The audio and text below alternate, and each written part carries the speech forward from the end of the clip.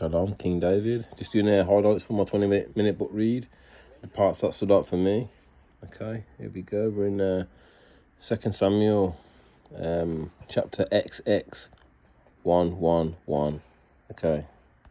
Now these be the last words of David. David, the son of Jesse, said, the man who was raised up on high, the anointed of higher of Jacob. And that's me, man.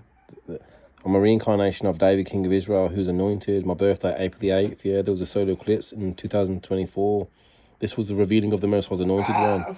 There's also a solar eclipse in 2017 across America. This created an X. This is destruction to Babylon. America is our lands. Webster's 1828 dictionary definition of what an American is: a copper-colored tribes founded by the Europeans. The Bible is a historical document of a people, my people, the Hebrew Israelites, man, the Israelites, okay, the Afro-Asiatic, so-called black man and woman, and confusion of face. We want restitution, but this is talking about me, man. He was anointed, okay.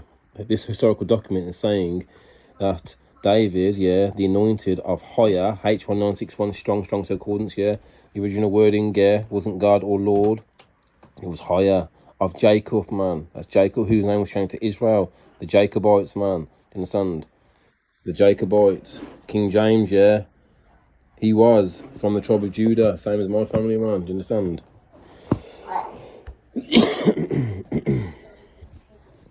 It goes on to read, and the sweet psalmist of Israel, and I sing and I play my instruments. I'm not trying to make out I'm the best, yeah, but I'm saying, like, obviously I am the same person as I was back then, but just different body, man. Do you understand?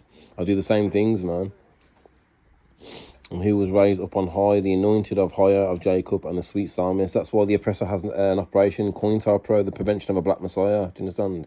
And unfortunately, people who are part of secret societies, yeah, family and that, they have sided with the enemy.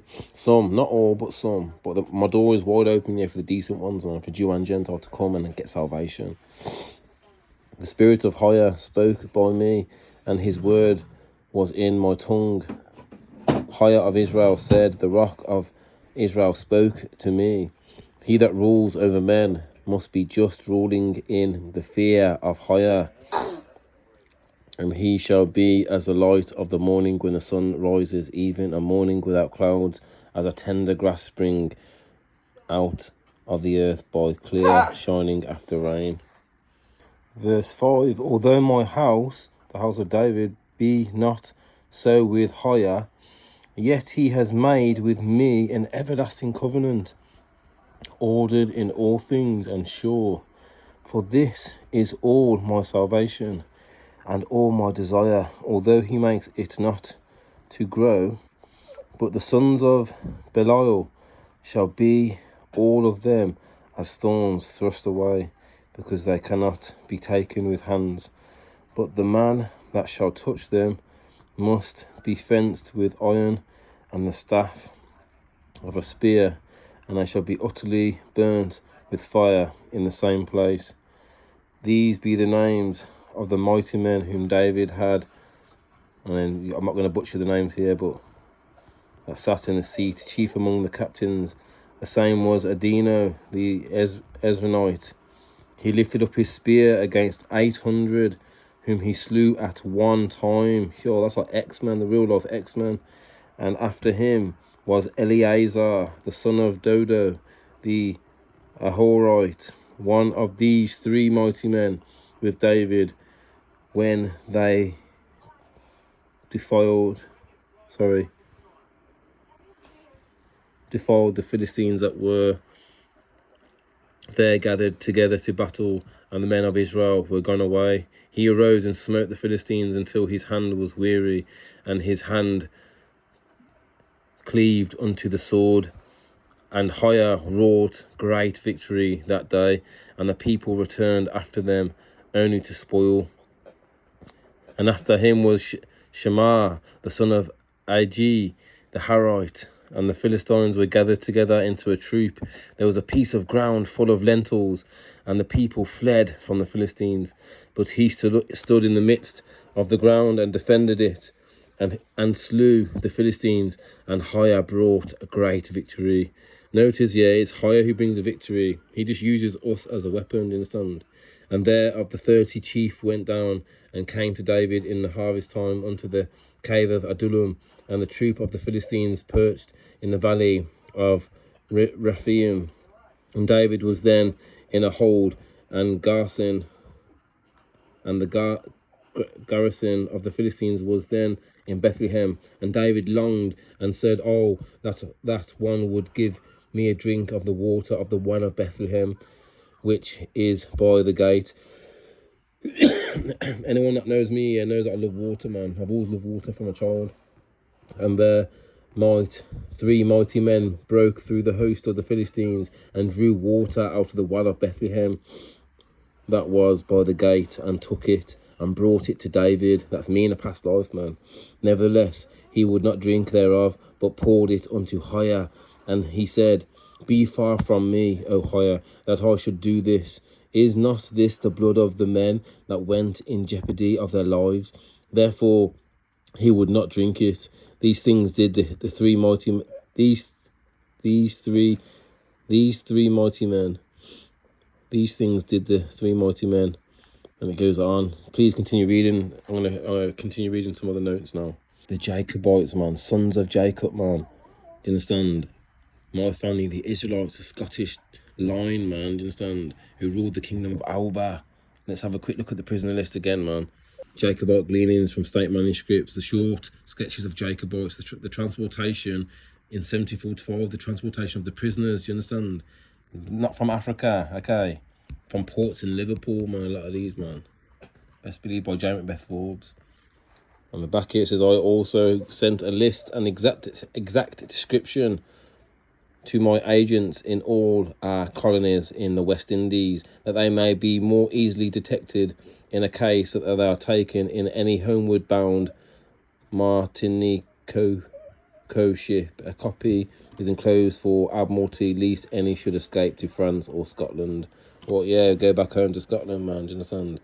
All the rest are safe, arrived at Barbados, Jamaica, and Virginia.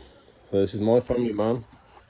Got sent out, man, of our lands. Had our noble and sovereign title stripped of us, and had to go and work on plantations, man. Making out that we're dead in at sea. So these are the ships, making out that we're dead in at sea.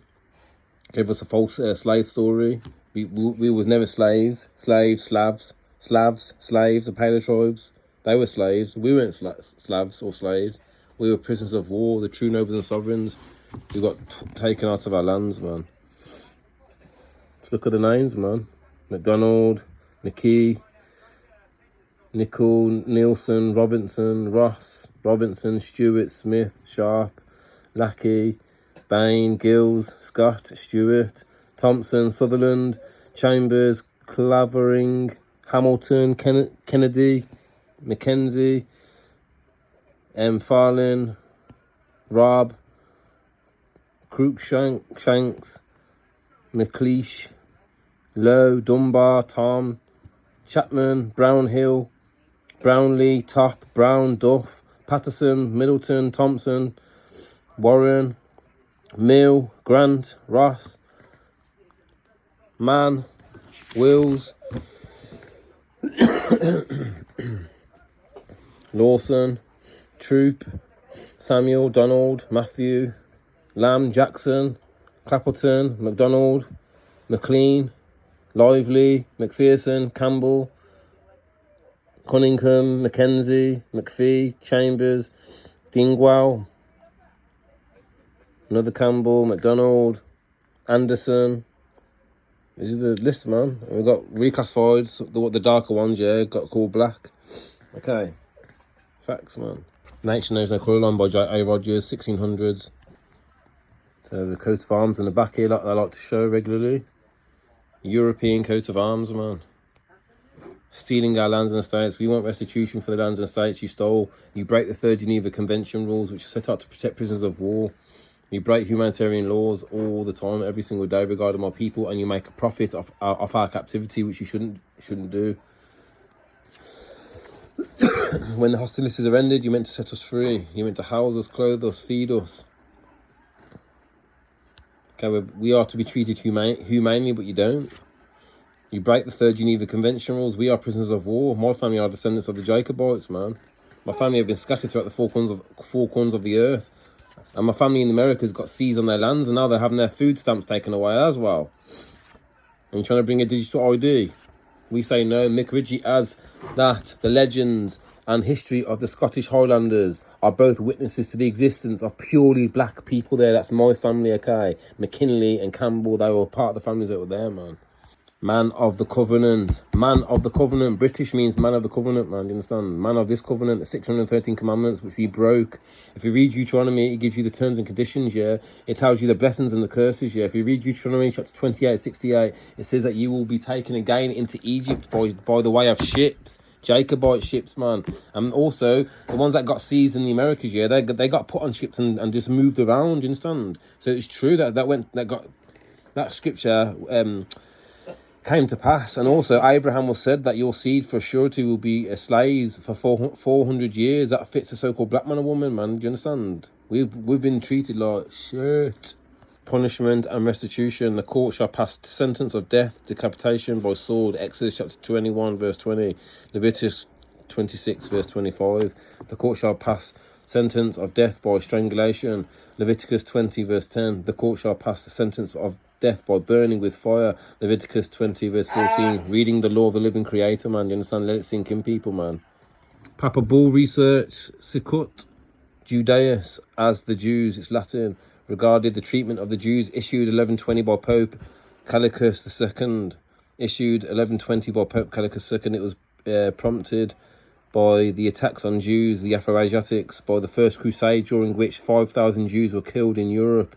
The bull forbade Christians on pain of excommunication from forcing Jews to convert, harming them, taking their property. But you did. In 1452, the Doctrine of Discovery was made and stole our lands and estates.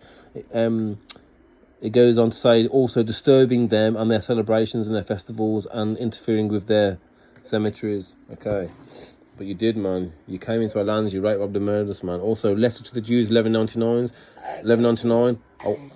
I will not compel no Jew to be forced into baptism, man. Okay, but now you willingly walk to the water. Humanitarian law, some notes here. International humanitarian law specifies the Third Geneva Convention dictates that the prisoners of war must be treated humanely in all circumstances. This includes protection from violence, intimidation, insults, and public curiosity. Okay. And I have some further information regarding the my father's line, the McKinley line. First mentions of the McKinley name from 1493 when Gilliger Spike, I can't pronounce that properly, forgive me, obviously it's not, it says McKinley, but it's M. Kinley, witnessed legal proceedings involving Archibald, Earl of Argyll. The descendants of the Darbyarton families who made the great crossing of the Atlantic still lot communities along the east coast of the United States and Canada. The first recorded appearance of the McKinley name in Ireland from the muster rolls of Country Dongal in 1630 to 31. These lists can be found on the Dongal genealogy website. In the early 1600s, the English had been waging war against the Irish, and this culminated in what went down in history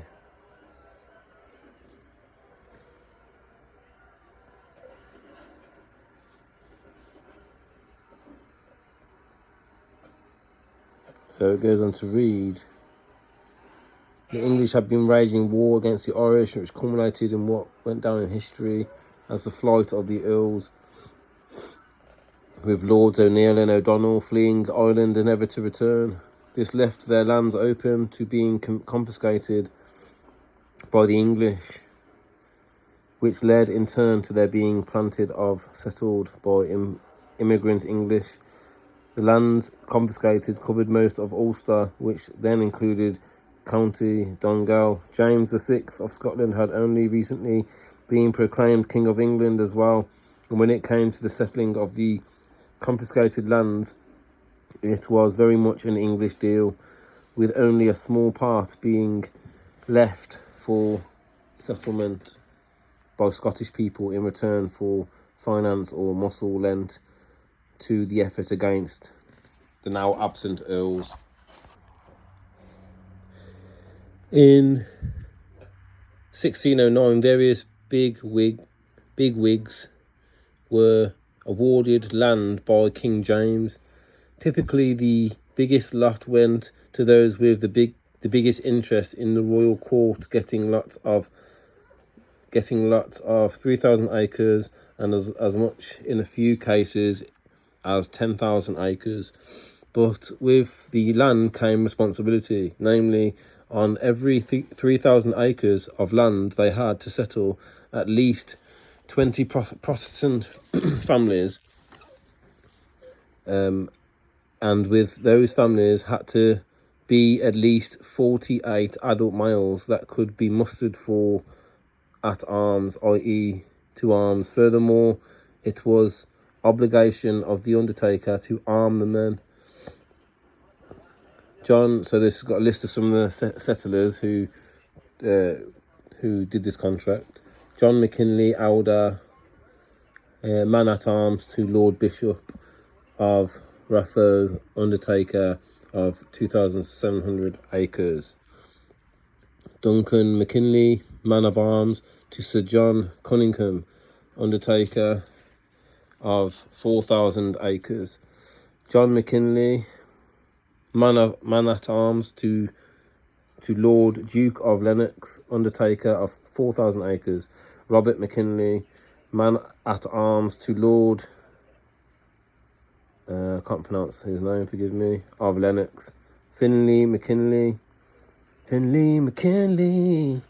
man-at-arms to Lord Duke of Lennox. Robert McKinley, man-at-arms to Mr. Alexander Stewart, undertaker of 1,000 acres. Goes on to say John McKinley, man-at-arms to the Earl of Annandale, undertaker of 10,000 acres, and I've wrote in all 8 of them, with some clearly being of immediate family, John, Robert, and Finley, possible brothers, and John McKinley.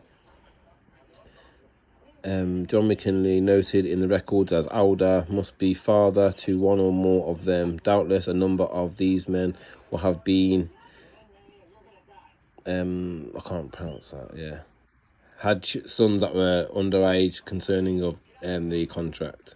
Okay. Right, next part. So yeah, man, Finley Moore was a standard bearer to the royal house of Stuart. He was killed in the Battle of Pinkie in 1547. From him sprang the name and the lineage of the Scottish and Irish McKinley clan. He was second son of Donald and Isabel Farquharson, born in Invercould in the heart of the, can't pronounce it, mountains. The making of Scotland, Alba, the Gaelic Kingdom of Scotland, 800 to 1124, by Stephen Driscoll. Christianity was first brought to Scotland in the 5th century, and by the 7th century, the missionary work seems to have been largely completed. So it was brought to us here to challenge and to go against the Creator. The Romans, Esau, our twin brother, who have the image, the eagle, they're the ones who brought the New Testament. Christianity was first. They got overthrown, yeah, by the Pale tribes, man. You understand? And then the false Messiah went from so-called black, still false, to so-called white, still false. Christianity was brought to Scotland in the 5th century, and by the 7th century, the missionary work seems to have been largely completed. The earliest Christian inscriptions found in the southern of the country date to the 5th century. See Annals, Fools and Heroes, this series. Radiocarbon dates for the cemeteries at Gavon Old Parish Church, at the Catstein, Kirkleeston, Lothian and Hallow Hill, St Andrews indicate by the end of the 5th century, Christian burial practices were prevalent in the Scottish Midlands. The peoples of the Hebrides were already Christian when Columbia established Iona in 536. I don't know how much of that to believe, yeah, because I know that we were going against the living creator, but like I don't know how early Christianity was brought through by the Romans. Do you understand? Almost nothing is known for the earliest missionary phase. Only scraps of historical traditions are attached to the leading British and Pictish saints. And it goes on to read, only Columbia, the Cuthbert, having anything like complete biographies, which is a measure of their popularity. It says, the old Pictish church, nowhere are the changes in political fortune more easily observed than at Abernethy on the Tay. This monastery was founded by followers of Saint Bridget of Kildare in around 625 at the invitation of the Pictish king, who made it the principal church in Forteroo. Today, Abernethy churchyard is hardly imposing, but it is just possible to trace the concentric plan of the monastery in the streets, and its remarkable round tower remains the tallest building by far in the village. No complete sculpture survives, but the numerous fragments found refused as building stone in and around the villages testify to its former status. A simple round tower dates to the 11th or 12th century, just about the time that Abernethy was being eclipsed by St Andrews. It is one of the only two Irish type round towers to survive in Scotland. The other is at Breck. So it's Brechin. The battered collection of sculpture gives a poor impression of the importance of the place. Only its tower and its huge portfolio of estates and dependent churches strung along the southern shore of the Lower Tay give a real impression of the economic and political power of the abbots had. Yeah, so I'll just do a bit of reading about the buildings and that. Found quite interesting. Stone of Destiny. Yeah, man, this is our history, man. The royal bloodline of the Israelites, man. Just our history was hidden, man, and now it's been found again, people. How wonderful. Anyway, till next time, Shally in.